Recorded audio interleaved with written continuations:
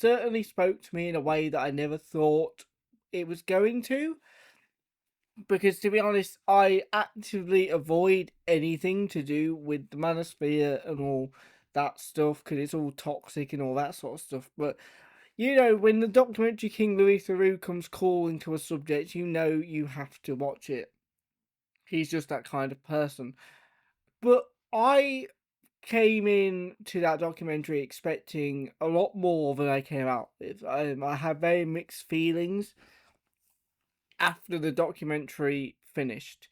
Primarily because I think the Weird Weekends format is great. It's been an iconic format for Louis Theroux for decades almost. He makes his bread and it's his bread and butter. That's where he makes his primary money. It works for him. It's great, and I thought he is a great interviewer for these fake alpha males and all these fake gurus.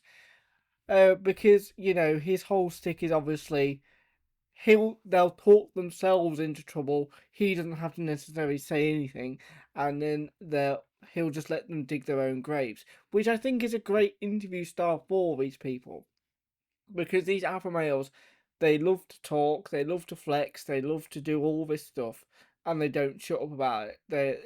You know, I like to say they're not in the business of making money. They're not in the business of actually improving themselves. They're in the validation business. It doesn't matter if they were like ripped or fat as anything or whatever your body type is, you know, as long as they were getting validation, they wouldn't be changing anything. And that's sort of where I've always stood on this. They're in the validation business. It doesn't matter what their life situation is, doesn't matter what thing is. As long as they'd be getting validation, they'd be happy. And I think he understands that, you know.